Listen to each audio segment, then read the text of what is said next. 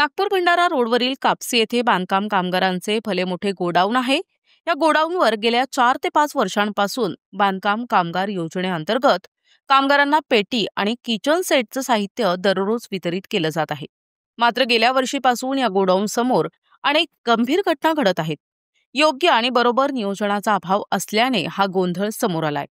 या गर्दीत एका महिलेचे लहान बाळ चेंगराचेंगरीत सापडले आणि त्याचा दबून मृत्यू झाला। तसेच दररोज काही महिला या गर्दीमुळे चक्कर येऊन बेशुद्ध पडल्या जातात। कालही असाच प्रकार घडला। पेटीसाठी रांगेत उभ्या असलेल्या 3 ते 4 महिला अचानक गर्दीमध्ये बेहोश झाल्या। या सगळ्याला कापसीचे गोडाऊन संचालक आणि इतर अधिकारी यांचं दुर्लक्ष झाल्याचं दिसून आलंय। अनेक महिला आणि पुरुष पेटीसाठी 15 ते 20 तास किंवा चक्क 24 तास रांगेत चिवमुठीत घेऊन उभे राहतात। या रांगेत त्यांना पाणी जेवण सुद्धा जागेवर मिळत नाही, अशी परिस्थिती झालीये। त्यामुळे तर काही ऑटो चालक 500 रुपये घेऊन धक्काबुक्की करत आपला माणूस गार्डच्या मदतीने आत घेतात, असा तेथील नागरिकांचा थेट आरोप आहे। स्थानिक सूत्रांनी माहिती दिली आहे की हा अवैध पैसा घेणे आणि भ्रष्टाचार तात्काळ बंद करावा। तसेच शासनाने प्रत्येक तालुक्यात बांधकाम कामगारांना पेटी वाटप करण्याचा उपक्रम राबवावा, अशी जिल्ह्यातील सर्व नागरिकांची मागणी आहे। ज्यामुळे कुणाचाही जीव किंवा त्रास होणार नाही, अशी सोय करण्याची मागणी नागपूर जिल्ह्यातील नागरिक जोर धरत आहेत। आमच्या प्रतिनिधींनी संबंधित पेटी वाटप करणाऱ्या अधिकाऱ्यांशी संपर्क साधण्याचा प्रयत्न केला, पण तो होऊ शकला नाही। नमस्कार, मी मंगेश वराडे, आपल्या या चॅनलमध्ये स्वागत आहे। कापसी या ठिकाणी बांधकाम कामगार योजनेअंतर्गत जे पेटी मिळते ते शासनाची पेटी मिळते। त्यावर हे अख्खी बीट जे पाहू शकता हेच ते गोडाऊन आहे। याच गोडाऊनमध्ये पेटी आणि अनेक लोकांची जे काही सामग्री भेटतात ते आज अशा ठिकाणी अशी हे झालेली आहे की आपण पाहू शकता हे सर्व जनता आपले घरदार सोडून या लाईनीत लागलेली आहे।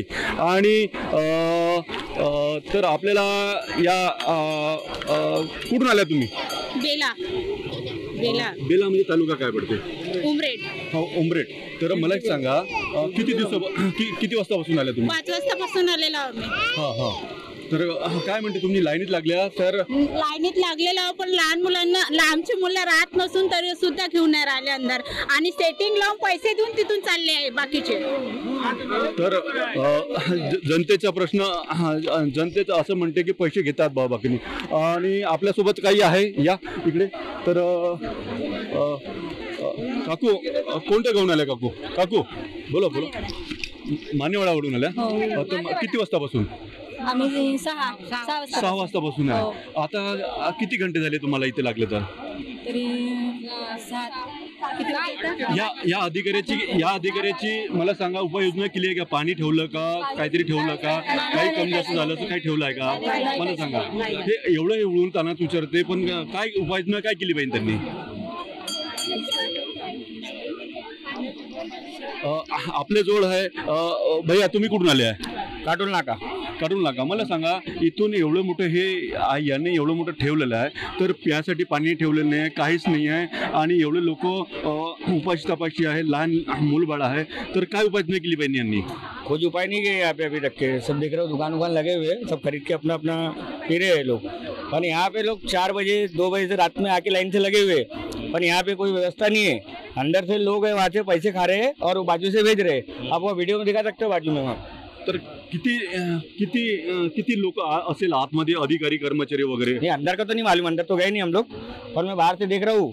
सुबह 7 बजे से जे लोक लागले, यांचा नंबर लागेल केव्हा लागेल असं तुम्ही सांगू शकता का? जब 4 बजे से आए हैं, जो सुबह से अभी तक उनका नंबर नहीं लगा, तो अब क्या लगेंगे? अभी तो शाम होने वाली है, बाकी का समय तो देख लो, मैं आपके सामने वहाँ वीडियो दिखाओ।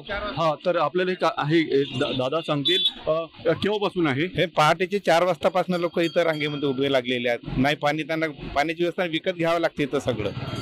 तर काय उपाययोजना केली पाहिजे यांनी काय उपाययोजना केली? उपाययोजना यांच्याकडे आहे का फेल झाली यांची उपाययोजना? नाही, उपाययोजना बरोबर नाही आहे, फेल झालेली आहे माझ्या मते। कारण काटोल नरखेड पासून लोक इथं आलेले आहेत, त्यांची तशी व्यवस्था करायला पाहिजे होती, आहे ना? कारण इकडून शिरसी पासून बी लोक आले, लाईनचे नंबर नाही घेऊन आले, बीच मध्ये लोक घुसून आले। जे अनेक वाले आपले लोकल वाले, त्यांना बीच मध्ये 500 रुपये घेऊन सनी अंदर घुसून राहिले, आणि हे बाकीचे लाईन मध्ये आहे ते उभे राहतात। अशी व्यवस्था राहते का? प्रशासनाने आपले पोलीस प्रोटेक्शन लावायला पाहिजे, पोलिसाच्या हिशोबाने हे करायला पाहिजे, तर काहीच नाही केलेला व्यवस्था।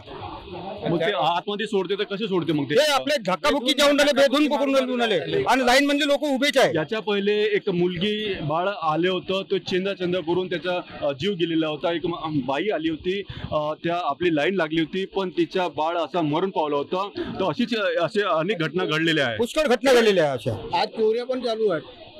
एका बाईचे 15,000 रुपये चोरी गेले, एका जणाचे 12,000 रुपये गेले, एका बाईची घरचोरी गेली. माझे 1600 रुपये आता चोरी गेले. वरून आतमध्ये जायचे पैसे घेऊन आले लोक 500-500 रुपये. आता मी सर्व लोक बाई म्हणे मी 500 दिले म्हणे आतमध्ये जायचं, ते ऑटोवाले ते त्यांना घेऊन जातात आणि 500-500 रुपये घेऊन आतमध्ये सोडतात त्यांना. त्यांची इथं त्यांच्या माणसात ठेवलेले आणि खूप जे चोऱ्या खूप वेळेला सर इथं. साहेब इथं पैसे गेले, लोकांचे भांडे गेले, मोबाईल गेले पूर्ण, आणि इथे एवढी मोठी गर्दी आहे साहेब. चोरी जाऊ राहिले सर्व इथं. पोलीस प्रोटेक्शन पाहिजे साहेब. इथं पुरे धक्काबुक्की होऊन राहिले, बायाच्या अंगावरून लोक चालून राहिले, बायाच्या उरावर लोक चालून राहिले. 2-3 बाया बेवच झाला, त्याला जबरदस्ती दवाखान्यात नाही लागला आम्हाला इथून. सर गेट पे ही जाने नहीं दे रहे हैं यहाँ पे. हम लाइन से लाइन लगा रहे हैं, लेकिन यहाँ गेट पे नहीं जाने दे रहे हैं. क्या प्रॉब्लम हुआ वहाँ पे? बाहर से आ रहे हैं सब, इधर से आजू बाजू से पैसे लेने के वहाँ पे पैसे देने के वहाँ पर ये कर रहे हैं. और हम लाइन में है तो लाइन में लगे हैं. सब एक जगह जमकट्टा हुए हैं, इधर से आते हैं और यहाँ पे पूरे जमकट्टा होते हैं और लाइन वाले लाइन नहीं रह जाते. गिर गई मैं, मेरे को चक्कर आने लगा यहाँ पे.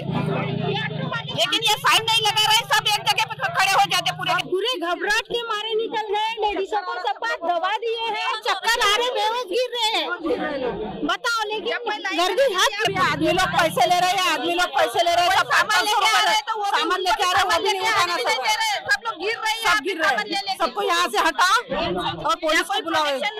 आम्ही जेवण नाही केलं. मला सांगा तुम्ही कुठले राहणार? आम्ही खरबीचे नागपूर. अच्छा, नागपूरहून आले. मला सांगा किती वाजता बसून आले आपण? 5 वाजतापासून आलो.